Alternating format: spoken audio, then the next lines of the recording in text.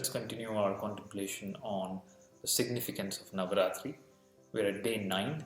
Day 9 is dedicated to the mother Siddhidatri, the one who bestows upon you various siddhis, meaning the powers. Everybody's after different kinds of powers. Somebody wants physical power, somebody wants the power of wealth, somebody wants political power.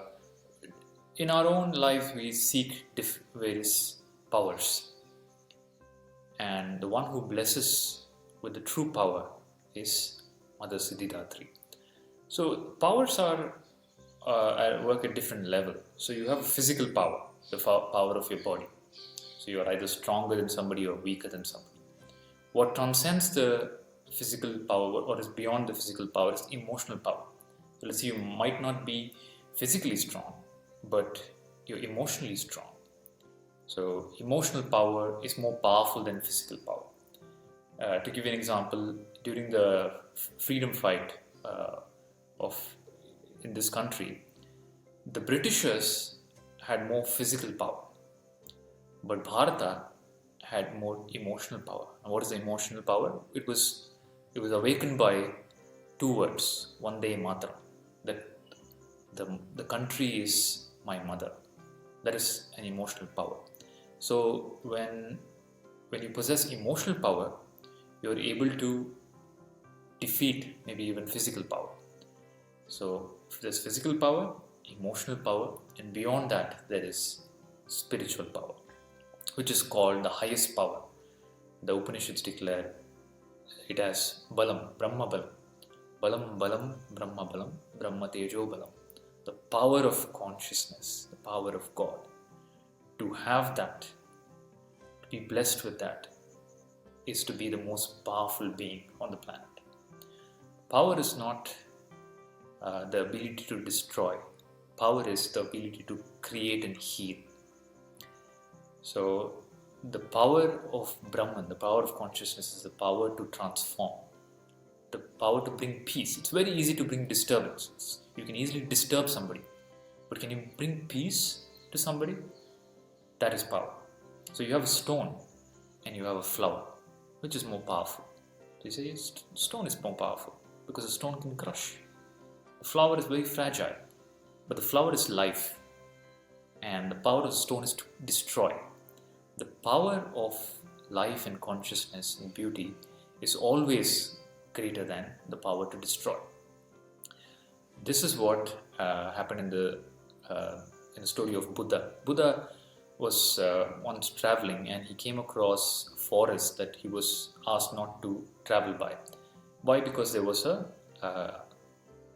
demon there called Angulimala. So he would whoever would pass by there, he would kill them and take their thumbs, and he had a garland of thumbs. That's why he's called Angulimala.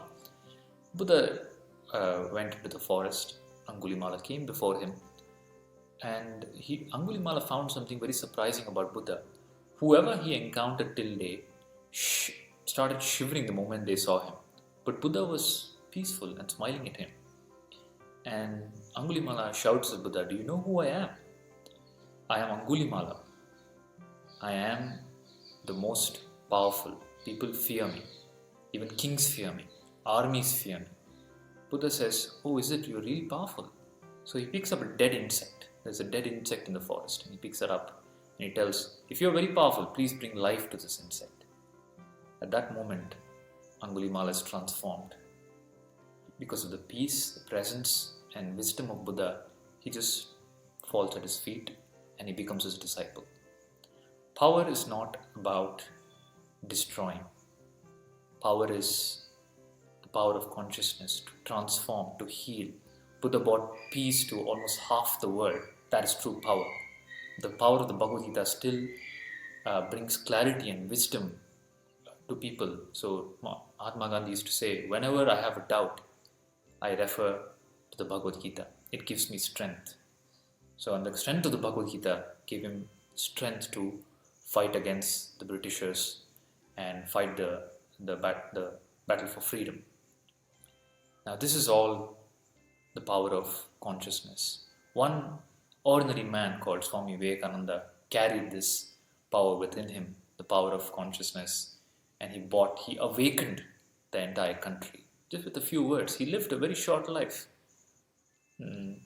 He passed away in his 30s, but in that much time he had transformed, and he had sown the seeds for the next generations to understand and realize the spiritual truths. That is the power of consciousness and the power of divinity.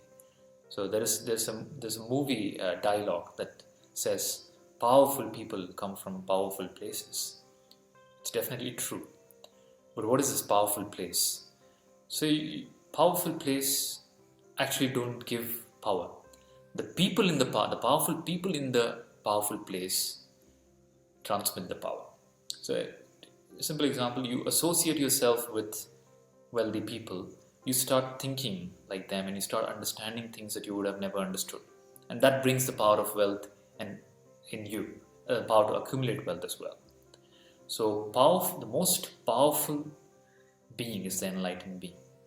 To associate with the enlightened beings, the enlightened masters, the gurus, the satsang, the teaching of the scriptures, this is where true power is handed over. And the true power is handed over as prasadam or diksha or teaching. To receive this is to become powerful. And what kind of power is this? This is the kind of power, the power of wisdom that burns all your karma. That is true power. Sri Krishna tells in the Bhagavad Gita, Gnanagni Dagda Karmani. The fire of wisdom. What wisdom? The wisdom of consciousness. Atma Gnana. It burns all your karmas. That is power. And it helps you realize you are beyond birth and death. It makes you immortal in the true sense. You are not the body. You are the immortal self. Now what can be more powerful than this? What can be more powerful than Tattvamasi? The Upanishads declare Tattvamasi. That thou art, that supreme reality you are. And to declare, I am Brahman, I am the supreme reality. What can be more powerful than that? So Mother Siddhidatri blesses us with the strength to go in the direction of this Atma Gnana, and also awakens this divine power in us, the Brahma Balan in us. Traditionally, Siddhi means power, and the mind has various powers, the abilities of the mind. The mind has various, somebody in the path of yoga acquires a lot of Siddhis, powers of the mind. Now, beyond all this is the power of Brahman, wherein when you transcend your mind itself, you attain the highest power, which is Brahma Balam. So I'm talking about the highest. I'm talking about the powers of the mind. The ability of the mind to do this, ability of the mind to do that, understand something beyond human comprehension. Not all those things. I'm talking about true power. True power is the power of consciousness and energy. Power of Shiva and Shakti.